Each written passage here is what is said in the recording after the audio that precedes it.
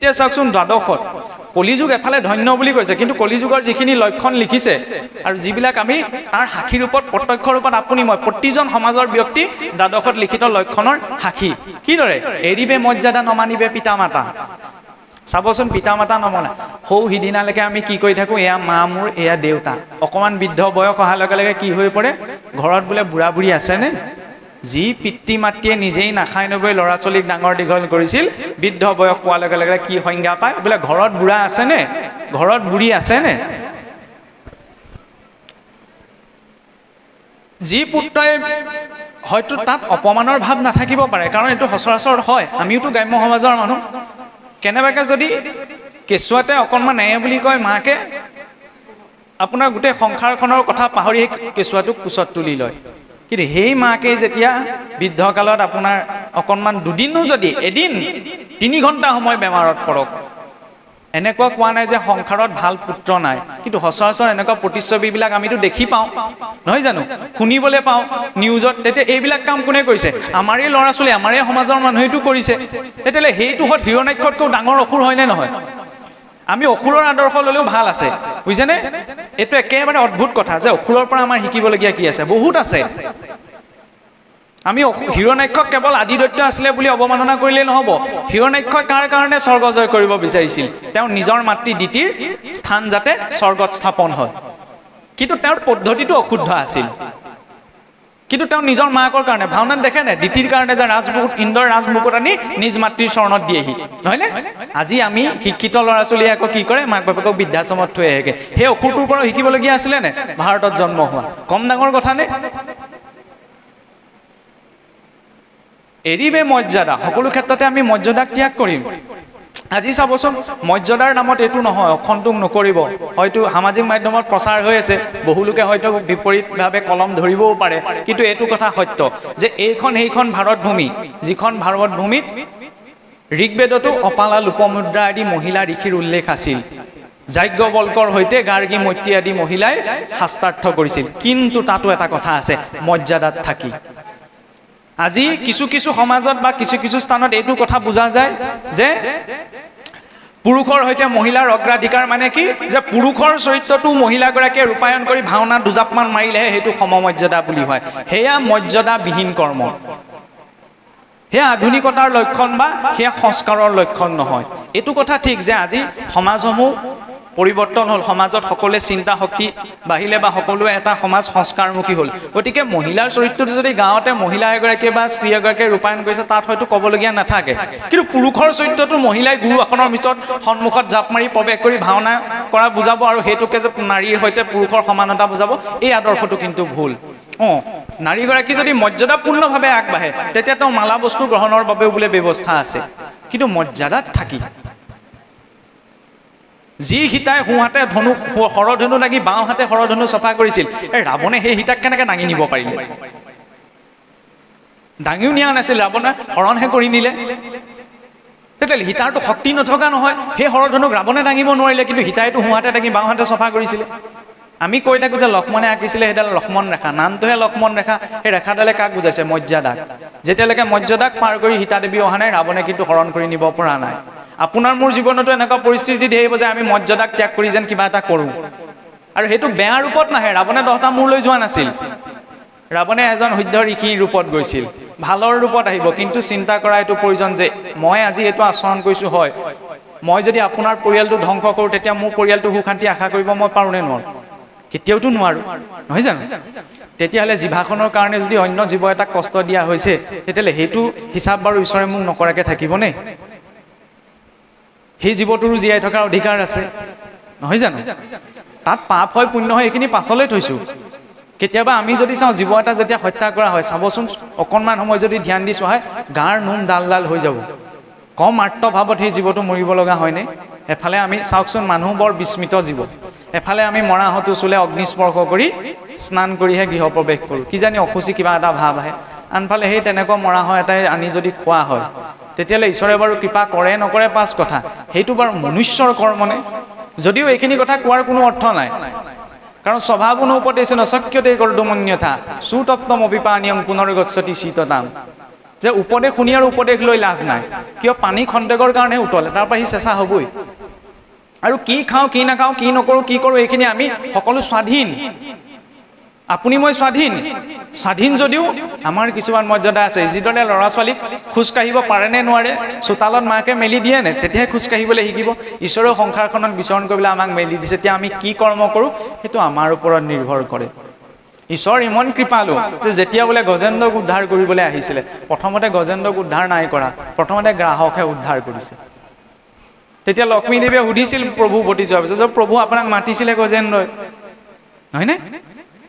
আৰু আপুনি গৈছিল গজেন্দ্ৰৰ বাবে, কিন্তু গৈ পেলাই প্ৰথমেচোন আপুনি গ্ৰাহকে উদ্ধাৰ কৰিলে। তেতিয়া ভগৱন্তই কৈছিল বোলে, হে দেৱী চোৱা, যিজনে মোক স্মৰণ কৰিলে তেওঁকতো মই উদ্ধাৰ কৰিমেই, কিন্তু যিজনে মোৰ ভক্তৰ চৰণত ধৰিলে তেওঁক মই প্ৰথমে উদ্ধাৰ কৰিম। শুদ্ধ ভক্ত আমি সৎসংগ কৰি থাকোঁ। সৎসংগ মানে এনেকৈ নহয় যে এনেদৰে বহা সময়কণেই সৎসংগ। যেতিয়া ভাগৱত ভাগ মেলি লোৱা যায়, স্বয়ং আমি মহান মুনি শুকদেৱৰ সংগ লাভ নকৰোঁ জানো? কাৰণ ভাগৱতৰ কাৰ বাক্য, এই ভাগৱত কাৰ মুখে পালোঁ? শুকদেৱৰ নিজ মুখৰ বাক্য। গীতা ভাগ যেতিয়া মেলি লোৱা হয়, সাক্ষাৎ ভগৱন্ত কৃষ্ণৰ নিজ মুখৰ বাক্য। খালি আটাইতকৈ ডাঙৰ কথা কি জানেনে? আমি বিশ্বাসত নলওঁ। আমি আনক কওঁ যে বিশ্বাসে মিলয় হৰি তৰ্কে বহু দূৰ, কিন্তু মই সেই বিশ্বাস কৰিছোঁ নে নাই কৰা? কাৰণ ঈশ্বৰৰ সন্মুখলৈ মই যদি পুতনা হৈ যাওঁ, ঈশ্বৰে মোক দেখিও চকু ঢাকি দিব।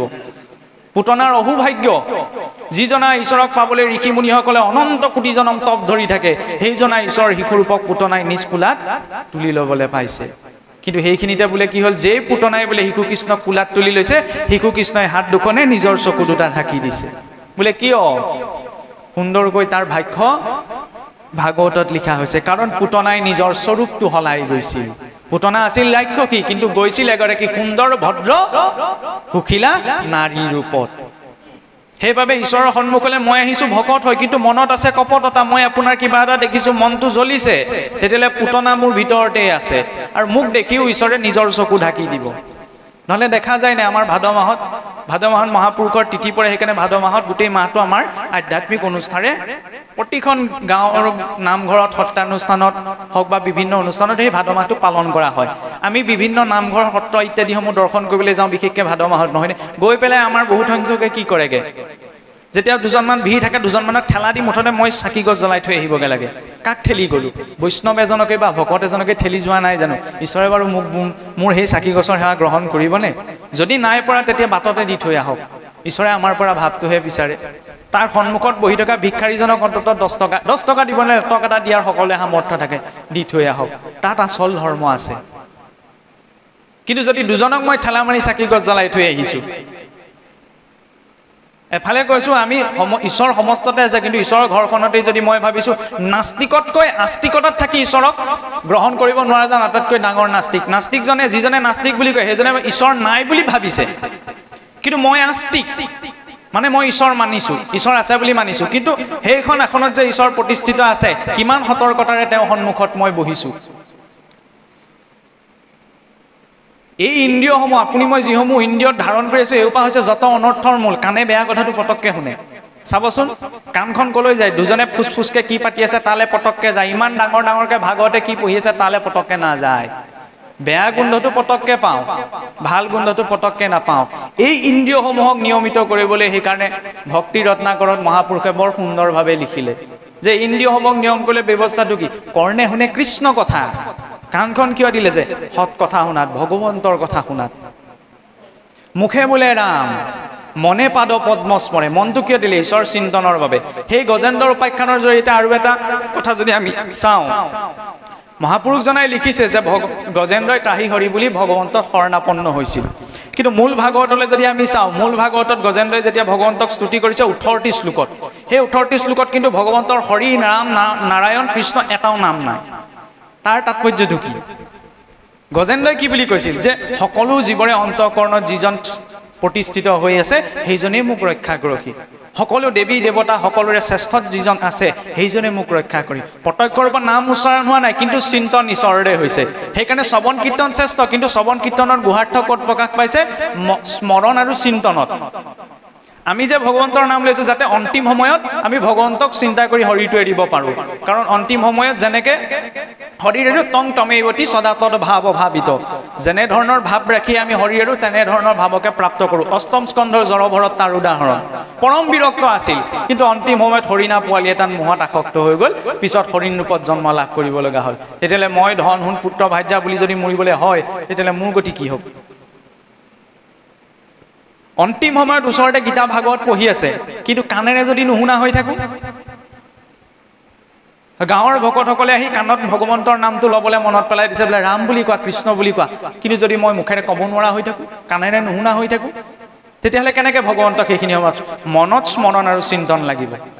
প্ৰত্যক্ষ ৰূপত ভক্তিৰ এটা স্তৰটো এইটোও কোৱা হৈছে, প্ৰত্যক্ষ ৰূপত যদি নাম মুখেৰে উচ্চাৰণ হোৱা নাই, কিন্তু মনত যদি চিন্তন হৈ আছে, তেতিয়া ভগৱন্তৰ সমান। কাৰণ কংসই কৃষ্ণৰ নাম নলৈছিল ভয়তে, কিন্তু বৈখন্তে উঠন্তে ভুঞ্জন্তে ভ্ৰমন্তে কৃষ্ণক চিন্তে সদায়। সকলোৱে জগতৰ হৰিময় দেখে, সুখ শান্তি খাবলৈ বহে কৃষ্ণই মাৰিবলৈ আহিছে বুলিয়ে দেখে। কেনিবা অকণমান ওলাই যে কৃষ্ণই মাৰিবলৈ আহিছে বুলি দেখে, ইমান ভয় কৃষ্ণৰ প্ৰতি। সেই কৃষ্ণক চিন্তা কৰি থাকোঁতে অন্তিম সময়ত বোলে কৃষ্ণৰ স্বৰূপ গতি পালে। আমি এতিয়া নাম লৈছোঁ, প্ৰাথমিক স্তৰত আমি মুখেৰে ভগৱন্তৰ নাম লওঁ, দ্বিতীয়টি স্তৰত নাম লওঁতে কৃষ্ণৰ স্বৰূপটো মনলৈ আহিব লাগিব। সঁচাকৈ নাম ল'ব পাৰিছোনে নাই হয় নিজকে চাবও লাগিব। খুন্দাটো খাওঁতে কি ওলাইছে মুখৰ পৰা, উজুতিটো খাওঁতে কি ওলাইছে, খুন্দা উজুতি খাওঁতে যদি বেলেগ কিবা এটা ওলাইছে জানক আৰু যিখন কৰি আছোঁ এইখন চব ভেকু ভাওনা। আৰু আপুনি কিমানৰ ভকতি কৰিছে এইটো মোৰ বিচাৰ্য বিষয় নহয়। মোৰ বিচাৰ্য বিষয় মই কিমান ভকতি কৰিছোঁ। সঁচাকৈ যদি ঈশ্বৰৰ ভক্তি আচৰণ কৰিছোঁ, তেতিয়াহ'লে উজুতিটো খাওঁতে খুন্দাটো খাওঁতে তেওঁৰ নাম ওলাব। নহ'লে চাবচোন, শত্ৰুৰ নামো আমাৰ মনত সপোনতো মনত থাকে। কোনোবাই যদি ক'ৰবাত কিবাকৈ বেয়াকৈ কৈছে, মনত হ'লেও কোনোবাত বহুৱাই থৈ দিওঁ যে আমুকত মোক আমুকে বেয়াকৈ কৈছিল। কিন্তু যিজনে ঈশ্বৰে আপোনাৰ মোৰ জীৱনৰ প্ৰতিটো ছেকেণ্ড দি আছোঁ, সেইজনক কিন্তু আমি পাহৰি থাকোঁ। সমস্যা সেইখিনিতে। কলিযুগৰ বাবে আটাইতকৈ উত্তম ব্যৱস্থাটো কি? আমি চিন্তনৰ জৰিয়তে তেওঁক প্ৰাপ্ত কৰিব পাৰোঁ। কাৰণ যাৰ স্বৰূপ চিন্তন কৰি থাকে, যেনেকুৱা ভগৱন্ত কৃষ্ণৰ স্বৰূপটো চাওকচোন, আমি নাজানো। ভাগৱত এনেই পাতোতে চাবচোন, আমাৰ 16 গছ 32 গছ বন্তি জ্বলোৱা হয়। ভাগৱতৰ বেদীখন যেতিয়া স্থাপন কৰা হয়, তাত শংখ চক্ৰ গদা পদ্ম, এইবিলাক ধুনীয়া লাগিবলৈ সৃষ্টি কৰা পৰিৱেশ নহয়। তাত এটা দৰ্শন আছে যে ভগৱন্তৰ স্থান কি? মণিকূট গৃহত, নহয়নে? বৈকুণ্ঠ স্বৰূপ হৈছে মণিকূট গৃহভাগ। সেই মণিকূট গৃহৰ পৰা ভগৱন্তক ভক্ত সমাজলৈ নমাই অনা হৈছে। ভগৱন্তৰ 32 প্ৰকাৰৰ অলংকাৰ আছে, সেইকাৰণে 16 গছ 32 গছ বন্তি আমাৰ জ্বলোৱাৰ ব্যৱস্থা আছে, যাতে পৰিৱেশ এটা নিৰ্মাণ হয়। কিন্তু এটা কথা, বাহিৰৰ পৰিৱেশটো নষ্ট কৰিব পাৰি, কিন্তু অন্তৰৰ পৰিৱেশটো নষ্ট কৰিব নোৱাৰি। আমি কওঁ যে আজিকালি ইমান কথা ভাবি থাকিবলৈ আজিকালি পৰিৱেশ নাই। পৰিৱেশ আছে, আমি বহুত ভাল পৰিৱেশত আছোঁ। কাৰণ পৰিৱেশটো নাছিল ভক্ত প্ৰহ্লাদৰ, 5 বছৰীয়া শিশু দৈত্য ৰাজ্যত আছিল, কোনেও ঈশ্বৰৰ নাম নলৈও নুশুনে। কিন্তু তাতো সেই 5 বছৰীয়া শিশুটিয়ে আমাক শিকাই থৈ গ'ল যে ঈশ্বৰক কেনেদৰে চিন্তন কৰিব লাগে। এতিয়া আমিতো পৰিৱেশ পাইছোঁ, মহাপুৰুষে আমাক নামঘৰ দিলে, শাস্ত্ৰ দিলে গৃহে গৃহে। তাৰ পাছতো যদি আমি এইখিনি কথা যিখিনি ত্যাগ কৰিবলৈ ক'লে সেইখিনি এৰিব পৰা নাই, তেতিয়াহ'লে কিন্তু আমাৰ জৰিয়তে একো গতি পোৱা সম্ভৱ নহয়। সেইকাৰণে যিখিনি বৰ্জনীয় সেইখিনি বৰ্জন কৰিবই লাগিব। ধ্ৰুৱ সত্য, মই জানি বুজি ভুলটো কৰি থাকিম, ঈশ্বৰে মোক উদ্ধাৰ কৰিবলৈ আহিব, সেইটো কোনো হ'ব নোৱাৰে। আজি ডাঠি পেলাই আমি এই কথা ক'ব পাৰোঁ। এই যি মাধুৰ্য ইয়াত বহি আপোনালোকে সন্মুখত দেখি আছে, ঈশ্বৰে যদি কৰে আৰু চাগে 10-20 বছৰ 50 বছৰ জীয়াই থাকিম নহয়। জীয়াই থকাৰ পাছত, কাৰণ আপোনালোকে বৰ বেছি দূৰৰ মানুহ নহয়, যোৰহাট জিলাৰ, শিৱসাগৰলৈ আমাৰ আটাইতকৈ ওচৰ হয়। ব্যক্তিগত কথাটো কৈছোঁ আৰু কেনেবাকৈ যদি অনাগত দিনত ক'ৰবাত যদি কেনেবাকৈ অধম মৃত্যু প্ৰাপ্ত, ক'ৰবাত বোলে খোলাকৈ কৈছোঁ যদিও আমি এইবিলাক কথা ক'লে অশুভ বুলি কওঁ, কেনেবাকৈ যদি আওমৰণে মৰিবলৈ হয়, তেতিয়াহ'লে জানিব এই মাধুৰ্যই ইমান এইখিনি সময়ত যিখিনি কথা ক'লে সেই সকলো কেৱল ভাটৌ মুখৰ কথা, ইয়াত আচৰণৰ কোনো কথা নাই। কাৰণ যেতিয়ালৈকে আমি নিজে আচৰণ নকৰোঁ, শব্দ ব্ৰহ্ম নিষ্ণাটো ননিষ্ণাটো পচে যদি শ্ৰুতফলম শ্ৰমন্তস্য শব্দ ধেনু ৰক্ষিত, যদি আমি নিজে আচৰণ কৰা নাই, তেতিয়াহ'লে সকলো শাস্ত্ৰ পঠন, সকলো শাস্ত্ৰ বাক্য, সকলো শাস্ত্ৰ চৰ্চা বাজি গাই ৰখাৰ নিচিনা। সেইকাৰণে প্ৰথম মই নিজে আচৰণ কৰিব লাগিব। মই আপোনাক কৈছোঁ যে আপুনি চাদাখন নাখাব বৈষ্ণৱ মাৰ্গত, কিন্তু মই যদি লুকাই চুৰ কৰি খাইছোঁ, 14জন সাক্ষী লগতেই আছে। কৰ্ণত দিগগণ, কাণত অশ্বিনী কুমাৰ, বাক্যত অগ্নি, জিহ্বাত বৰুণ, মনত চন্দ্ৰ, অহংকাৰত ৰুদ্ৰ, বুদ্ধিত বাসুদেৱ, লিংগত প্ৰজাপতি, গুহ্যত মিত্ৰ, পদত বিষ্ণু, হস্ত পিণ্ড। এইবিলাকে কি কৰিছিল? সময়ত সাক্ষী দিবই। সেইকাৰণে এইবিলাকে সৎকৰ্ম আচৰণ কৰা প্ৰয়োজন এই যে ক'লে কৰ্ণে শুনে কৃষ্ণ কথা মুখে বোলে ৰাম মনে পাদ পদ্ম স্মৰে হস্তে কৰে কাম এই দুখন হাতে কৃষ্ণৰ কৰ্ম কৰিবলৈ কৃষ্ণৰ কৰ্ম গৃহ যি কৰ্ম কৰিছোঁ আইগৰাকীয়ে চাউল মুঠি দিছে ভগৱন্ত কৃষ্ণৰ নামত গৃহ কৰ্ম কৰিছে কৃষ্ণৰ নামত নিত্য নৈমিত্তিক যত জাতি ধৰ্ম আশ্ৰমৰ যত কৰ্ম কৃষ্ণত অৰ্পিলে হিউ হুৱে জানা মহাভাগৱত ধৰ্ম যদি নিত্য নৈমিত্তিক কৰ্মসমূহ ঈশ্বৰত অৰ্পণ কৰিছোঁ সেয়া বোলে মহাভাগৱত ধৰ্মলৈ ৰূপান্তৰ হয় বেলেগকৈ তেতিয়াহ'লে ভক্তি নামত আচৰণ কৰিবলৈ বাকী আছে জানো নাই খালি সেই অৰ্পণাৰ বিধিটো জানিব লাগিব কৃষ্ণৰ প্ৰতিমা দেখে চক্ষুৱে ভক্তক এই চক্ষু দুটা কি দিলে কৃষ্ণৰ প্ৰতীক পদ কৃষ্ণৰ প্ৰতিমা বুলি কওঁতে আকৌ খেলি মেলি এটা আছে আমাৰ বৈষ্ণৱ সমাজত যে ভাগৱত বাংময় মূৰ্তি কিন্তু কৃষ্ণৰ ফটোখনত যে কৃষ্ণ নাই এইটো ভাৱনা কেতিয়াও কৰিব নালাগে কাৰণ তেওঁ আছে যিদৰে হয় যে মোৰ ককা ঢুকাই গ'ল ককাক মই দেখা নাছিলোঁ কিন্তু ককাৰ চিত্ৰপট এখন মোৰ ঘৰত আছে সেই চিত্ৰপটখনত ককাৰ হাড় মঙহো নাই তেজো নাই সেই চিত্ৰপটখনে কোনো কথাও নকয় নহয়নে সেই বুলি সেই চিত্ৰপটখন ইয়াত মোৰ ককা নাই বুলি মই দলিয়াই দিয়াটো উচিত হ'ব জানো নহ'ব নহয় কাৰণ সেই প্ৰতীক পটটোৰ জৰিয়তে মোৰ ককাৰ ধাৰণাটো মনলৈ আহে ঠিক তেনেদৰে এই যে প্ৰতিমা ভগৱন্তক আৰাধনা কৰা 8 প্ৰকাৰৰ বিধান আছে 8 প্ৰকাৰৰ প্ৰতিমাৰ কথা ভাগৱতে কৈছে একাদশ স্কন্ধত যে শৈলিং দাৰুময়িং লৌহিং লেখ্যা লেপিয়াছ চৈকটিং মনোময় মণিময়িং প্ৰতিমাস্ত বিধাস্মিতহা শিলৰ হ'ব পাৰে দাৰু অৰ্থাৎ কাঠৰ হ'ব পাৰে যিদৰে জগন্নাথ দাৰু ব্ৰহ্ম লেখা হ'ব পাৰে লেপন কৰা হ'ব পাৰে মণিময় হ'ব পাৰে মনোময় হ'ব পাৰে উত্তম কি বাংময় মূৰ্তি ভাগৱতত সেৱা কৰা মানে আমিতো প্ৰিণ্ট কৰি অনা কাগজৰ কিতাপখনত সেৱা কৰা নাই নহয় জানো সেই ভাগৱতৰ প্ৰতিটো অক্ষৰে যিজনে ঈশ্বৰক ব্যক্ত কৰিছে তেওঁক আমি সেৱা কৰিছোঁ ঠিক তেনেদৰে আপোনাৰ ঘৰত থকা কৃষ্ণৰ ফটোখন সেইখনত ভগৱান নাই বুলি নাভাবিব তাতো ভগৱন্ত আছে সেই ভাৱনা থাকিলে তেতিয়া তেওঁৰ আগত আমি অবাক্য ৰতন নকৰোঁ অশুভনীয় কৰ্মটো নকৰোঁ কিন্তু আমি সেইটো বিশ্বাসত নলওঁ যে ইয়াত ঈশ্বৰ আছে সেইকাৰণে নামঘৰত বহিয়ে আমি নাভিবলগীয়াটো ভাবি দিওঁ নক'বলগীয়াটো কৈ দিওঁ কাৰণ পাহৰি যাওঁ যে মোৰ সন্মুখত আজি যদি মোৰ সন্মুখত ভাৰতৰ ৰাষ্ট্ৰপতি সন্মুখীত উপস্থিত হ'লহেঁতেন আপুনি মই কিমান সতৰ্ক হৈ পৰিলে যে ৰাষ্ট্ৰপতি তেওঁৰ আগত যি টি কথা নক'ব দেই যে যেনে তেনে আচৰণ নকৰি একদম সাৱধানে সতৰ্ক হৈ বহি থাকিব এতিয়া সাক্ষাৎ ব্ৰহ্মাণ্ড নায়ক আমাৰ সন্মুখত বহি আছে আৰু এনে নহয় যে নামঘৰৰ মণিকূটতহে ঈশ্বৰ বেছিকৈ আছে ঘৰৰ গোসাঁই ঘৰখনত নাই বা সৌ দূৰৰ তীৰ্থত থকা স্থানতহে ভগৱান বেছিকৈ আছে আপোনাৰ গৃহৰ উপাসনাস্থলীখনত নাই বা আপোনাৰ ঘৰৰ গোসাঁই ঘৰখনত নাই সেইখনতো ঈশ্বৰ পূৰ্ণ ৰূপতে আছে খালি আমাৰ ভাৱটো লাগে প্ৰহ্লাদে যেতিয়া দৈত্যৰ ৰাজসভাৰ স্তম্ভত ভগৱন্তক দেখিব পাৰিছিল আমি তেতিয়া ঈশ্বৰৰ প্ৰতীক পটত ঈশ্বৰক দেখিব নোৱাৰোঁ কিয় মহাপুৰুষেতো কুকুৰটোক দেখিলেও আত্মা ৰাম আছে বুলি চিন্তা কৰিবলৈ কৈছে এইটো কোৱা নাই কাৰণ কৈ থকা জনে এতিয়াও যদি মোক বহি থাকোঁতে কুকুৰ এটাই যদি খেদা মাৰি আহে মই আত্মা ৰাম আছে বুলি সেৱা কৰিম নে কেতিয়াওতো নকৰোঁ সেইকাৰণে প্ৰতিটো কথা স্থান কাল পাত্ৰভেদে বিচাৰ কৰিলোঁ আমাক কি কৈছে কুকুৰটোক দেখিলে দণ্ডবতে পৰি সেৱা কৰিবলৈ কোৱা নাই যে তেওঁতো যে ঈশ্বৰৰ অংশ বিদ্যমান হৈছে সেই চেতনাটো ৰাখা তেতিয়া তাক আমি প্ৰহাৰ কৰিবলৈ নাযাওঁ যেতিয়া কুকুৰটোত আছে সমস্ত ভূতত ঈশ্বৰ ব্যাপ্ত হৈ আছে তেতিয়া ঈশ্বৰ নথকা একোটা জেগাও নাই সেইকাৰণে চাবচোন আমাৰ বৈষ্ণৱ সদাচাৰত সেই বস্তুখিনি ক'ত শিকোৱা হয় ভজন সদাচাৰত ৰাতিপুৱা শুই উঠাৰ পৰা ৰাতিপুৱা শুই উঠাৰ লগে লগে অনন্ত কোটি জীৱ সাৰ পায় কিন্তু যেতিয়া এজন ভক্ত সাৰ পায় সাৰ পোৱাৰ লগে লগে প্ৰথম ধন্যবাদ ঈশ্বৰক অৰ্পণ কৰে যে প্ৰভু ধন্যবাদ তুমি মোক এই জীৱনটো প্ৰদান কৰাৰ বাবে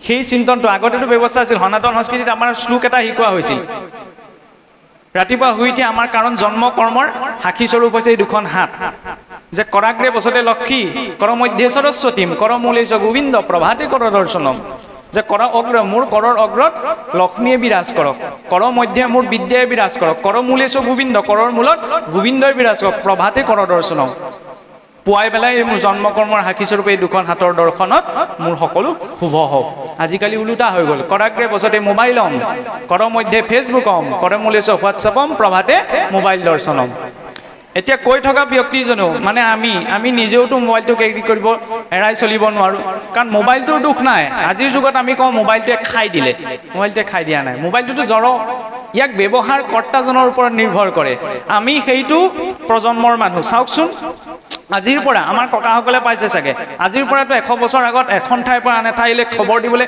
কিমান সময় লাগিছিল আজি আমি মিনিটতে দেশ বিদেশৰ খবৰ এই মোবাইলটোত পাব পাৰোঁ নহয়নে ইমান এটা উত্তম মাধ্যম আছে কিন্তু এই উত্তম মাধ্যমটো মই যদি কোনে ক'ত কি কৰিলে কি নাই কৰা এইখিনি চাবলৈকে ব্যৱহাৰ কৰিছোঁ তেতিয়া সেইটো বেয়া ব্যৱহাৰ এই মোবাইলটোতে আমি গীতা ভাগৱতো পঢ়িব পাৰোঁ। পঢ়িছোঁ নে নাই পঢ়া? সদায় হয়তো আমি শাস্ত্ৰীয় পৰিৱেশ এটা বৰ্তাই ৰাখি সকলোৱে গীতা ভাগৱতখনৰ এটা কথা পঢ়িবলৈ অসুবিধা হ'ব পাৰে, আৰু পদদুলৈ চন্দে যিখিনি লিখা আছে সেইখিনি আমি প্ৰত্যক্ষ ৰূপত বুজি নাপাবও পাৰোঁ। কাৰণ নিজা বুদ্ধিয়ে যদি ভাগৱতৰ অৰ্থ বিচাৰ কৰিবলৈ যোৱা হয় তেতিয়াহ'লে তেওঁ প্ৰাপ্ত কৰিব নোৱাৰে। কাৰণ ইটো ভাগৱত, ইটো মহাভাগৱত, বেদ বেদান্তৰো তত্ত্ব, নানা অৰ্থ আছে জানাত, সাধু সংগ বিনে তাক বুজিবাক নপাৰিবা, পঢ়িলোঁ ইটো কথা হাৰ। ইয়াৰ বাবে সাধু সংগৰ প্ৰয়োজন। সেইবাবে মহাপুৰুষসকলে লিখা ভাঙনি গ্ৰন্থও আমাৰ আছে, কিন্তু কাহানী বা তাৰ দুটা লাইন আমি পঢ়িছোঁনে? এই মোবাইলটোত সেই পৰিৱেশটো লাগে, তেতিয়া এই মোবাইলটো ভগত কৰ্মত পবিত্ৰ হৈ যাব। কিন্তু আমাৰ কিছুসকলে কি কৰে, ল'ৰা ছোৱালী মাত ফুটিবলৈ আৰম্ভ কৰা নাই, মোবাইলটো দি দিয়ে। তাৰপৰা আমি কওঁ যে আমাৰ ল'ৰা ছোৱালীয়ে যিমানখিনি মোবাইলত জানে আমি সিমানখিনি নাজানো। এইটো ভাল কথা নহয়, বহুত বেয়া কথা। কাৰণ সি চিন্তা কৰিবলৈ শিকাই নাই, সি ভাবিবলৈ শিকাই নাই, নহয়নে? আগৰ দিনত ভাল আছিল, ককা আইতাকৰ সন্মুখত ৰামায়ণ মহাভাৰতৰ কথা শুনি শুনি ডাঙৰ দীঘল হৈছিল। দবা মাৰিলে মাত্ৰ ককা আইতাকৰ লগত ল'ৰা ছোৱালী আপোনাৰ কি হৈছিল, মুখ হাত গীতা ধুই গোঁসাই ঘৰত সেৱা এটা কৰিছিল। আজিকালি সময় নাই। আমাৰ অসমীয়া সমাজখনতো এনেকুৱা চাওকচোন, বছৰেকৰ বিহু দিনা বা নিজৰ জন্মদিনৰ দিনা ল'ৰা ছোৱালী ঘৰখনৰ ল'ৰা ছোৱালীয়ে যেতিয়া কিবা এটা ভাল কাম কৰা, ভাল প্ৰশংসাৰ প্ৰাপ্ত কাম এটা কৰে, তেতিয়া আটাইতকৈ আমি ভাবি থাকোঁ মাক বাপেকে বেছি ভাল পায়। নহয়, ককা আইতাকে বেছি ভাল পায়, কিন্তু তেওঁলোকে প্ৰকাশ কৰিব নোৱাৰে। আৰু বিহু দিনা যেতিয়া যি ল'ৰা ছোৱালীয়ে ককা আইতাকক তামোল এখন, চাওকচোন গছৰ পাত দেখিলা আৰু খনীয়া তামোল এখন দি সেৱা কৰে, তেতিয়া জীৱনৰ আটাইতকৈ নোপোৱা সুখকণ ককা আইতাকে সেইখিনি সময়ত বিচাৰি পায়। কিন্তু আমাৰ কিছুসকলে এনেকুৱা ককা আইতাকক মাত দিবলৈও সময় নাই। তেতিয়াহ'লে কলি যুগত আমি এনেকুৱা মনুষ্য কলি যুগত বাস কৰিব লাগে, এনেকুৱা মনুষ্য সত্য যুগত বাস কৰিলেও উদ্ধাৰ হ'ব নোৱাৰে। এফালে শাস্ত্ৰই কৈছে যে সকলো ভূততে ঈশ্বৰ আছে, নহয়নে? তেওঁ মুছলিম হওক, খ্ৰীষ্টান হওক, হিন্দু হওক, সকলোতেতো ঈশ্বৰ আছে। তেতিয়াহ'লে আকৌ হিন্দুজনে খ্ৰীষ্টানৰ ছোৱালীজনী আনিব নোৱাৰাত কি প্ৰশ্ন আহিলে? কিছুসকলে এনেকুৱা প্ৰশ্ন কৰে, কিন্তু সেইখিনিতে এটা চিন্তা কৰাৰ প্ৰয়োজন। আমাৰ শাস্ত্ৰীয় পৰম্পৰাই বৰ বৈজ্ঞানিক ব্যৱস্থা এটা প্ৰদান কৰিছিল, যিটো আমাৰ আধুনিক বিজ্ঞানৰ ভাষাত বংশগতি বুলি কোৱা হয়। কাৰণ হিন্দু, খ্ৰীষ্টান বা মুছলিম যিয়েই নকওঁ, এই সকলোৰে জীৱনশৈলী, জীৱন দৰ্শন, খোৱা বোৱা, আচাৰ পাণ সকলো পৃথক পৃথক, সমাজভেদে বা পৰিস্থিতিভেদে, দেশভেদে, আৰু পৃথক পৃথক হোৱাৰ বাবে সকলোৰে বংশগতিটো ভিন্ন ভিন্ন। আৰু যেতিয়া দুটা বেলেগ বংশগতিৰ জিন যদি একেলগ হয়, কাৰণ কিছু হিন্দু সমাজৰ পুৰুষ এজন বা অন্য সমাজৰ নাৰী এগৰাকীৰ মাজত যদি বিবাহ সম্পন্ন হয়, তেওঁলোকৰ জৰিয়তে যিটো সন্তান হ'ব সেই সন্তানটো বৰ্ণশংকৰ হ'ব। ফলত পিতৃৰ ফালৰ পৰাও কোনো বৈশিষ্ট্য প্ৰকাশ নাপাব, মাতৃৰ ফালৰ পৰাও কোনো বৈশিষ্ট্য প্ৰকাশ নাপাব। আৰু তেনেকুৱা বংশগতিক সমস্যাবিলাকত আপোনাৰ কিছুমান বংশগতিজনিত বেমাৰ আজাৰ, কোনো অংগ ক্ষত হোৱা সম্ভাৱনা থাকে। সেইবাবে পূৰ্বতে শাস্ত্ৰ পৰম্পৰাই এই ব্যৱস্থাটো দিলে। এইটো নহয় যে আমুকে আমুকৰ ছোৱালী আনিলে বুলি সমাজে ঘৰীয়া কৰি দিয়া। সেই দৰ্শনখিনি আমাৰ প্ৰয়োজন, যাতে আমাৰ ল'ৰা ছোৱালীক আমি সেইখিনি প্ৰদান কৰিব পাৰোঁ। কাৰণ যি পিতৃ মাতৃয়ে, চাওকচোন, পিতৃ মাতৃয়ে, কোনো পিতৃ মাতৃয়ে নিজৰ ল'ৰা ছোৱালীৰ অৰ্থে নিজে নাখাই হ'লেও, নিজে তাপিত হ'লেও ল'ৰা ছোৱালীৰ অৰ্থে বেয়াটো চিন্তা নকৰে। আটাইতকৈ ডাঙৰ উদাহৰণ মহাৰাজ বালিয়ে মৰি শেষ মুহূৰ্তত নিজৰ পুত্ৰক নিজক হত্যা কৰা ব্যক্তিজনৰ হাততে অৰ্পণ কৰি থৈ গ'ল। ৰামে মাৰিছিল বালিক, নহয়নে? আমি সকলোৱে জানো। কিন্তু সেই ৰামৰ হাততে নিজৰ পুত্ৰ অংগদক দি থৈ গ'ল। অংগদে কিন্তু জীৱনত কোনোখিনি সময়ত প্ৰশ্ন নকৰিলে যে দেউতা, যিজনে তোমাক মাৰিলে সেইজনৰ হাততে মোক দি থৈ গ'লা। কেতিয়াও বিৰূপ আচৰণ নকৰিলে, কাৰণ অংগদে জানে যে অশিক্ষিত হ'ব পাৰে, অজ্ঞানী হ'ব পাৰে, হ'লেও নিজৰ পুত্ৰৰ বাবে, নিজৰ সতি সন্তানৰ বাবে পিতৃ মাতৃয়ে জীৱনত কেতিয়াও ভুল সিদ্ধান্ত গ্ৰহণ নকৰে। সেইবাবে পিতৃ মাতৃয়ে ল'ৰা ছোৱালীৰ বাবে যদি কিবা এটা কৈছে, তেতিয়াহ'লে ল'ৰা ছোৱালীয়ে সেইকণ গ্ৰহণ কৰাৰ ভাৱনাটো অন্তৰত লাগে। আৰু এই ভাৱনাটো তেতিয়াহে গঢ়ি তোলা সম্ভৱ যদি আমি সংস্কাৰমুখী হৈ থাকোঁ। কলিযুগতটো ইমান কোৱা হৈছে যে এৰি বেদ বিধি আচৰিবে পাপ ঘূৰ, বাক্যে বুলিবেক মাত্ৰ এহি ভাজ্যা মূত্ৰ। ধেমালি কথানে? এতেকে বিবাহ হৈবে নালাগে বিচাৰ, জ্ঞাতিও কুটুম্ব হবে বেহি খাইবে তাৰ। কাৰণ এই যে কোৱা হয়, এটা কথা ঠিক যে কলিযুগত আমি নাম শ্ৰেষ্ঠ কৈ থাকোঁ। কলিযুগত নহয়, 4 যুগতেই নাম শ্ৰেষ্ঠ। কাৰণ যজ্ঞ তপ এইবিলাক হৈছে সাধন, এইবিলাক সাধনে আমি ঈশ্বৰক পোৱা নোপোৱাত এইবিলাক সিদ্ধি পোৱাৰ মাৰ্গ, কিন্তু ভগৱন্তৰ নাম হৈছে মুক্তি পোৱাৰ মাৰ্গ, ভগৱন্তক প্ৰাপ্ত কৰাৰ মাৰ্গ। গতিকে বহাই যদি কোৱা হৈছে চাৰি যুগৰ মাজেৰে নামেই শ্ৰেষ্ঠ, কিন্তু নাম শ্ৰেষ্ঠ মানে এইটো নহয় যে আমি সকলো ব্যৱস্থাসমূহ ত্যাগ কৰিম। কাৰণ আপোনাৰ গাটো যদি পথাৰলৈ, এতিয়া পথাৰৰ দিন, মই যদি পথাৰলৈ যাওঁ, পথাৰত যদি পথাৰৰ বোকা পানী লাগি আহে, আপুনি যদি বা মই যদি ভাবোঁ যে কলিযুগত নামেই শ্ৰেষ্ঠ, মই নামতে থওঁ, কৃষ্ণ বুলি কৈ দিলে মোৰ বোকাখিনি আঁতৰি যাব নি? নাযায়, নহয়নে? গাত যেতিয়া বোকা লাগিছে তেতিয়াহ'লে তাৰ বাবে ব্যৱস্থা কৰি জলেৰে গাটো ধুই পেলাই চফা হোৱা। কিন্তু বৈষ্ণৱজনৰ বাবে, ভক্তজনৰ বাবে দৰ্শনটো কি?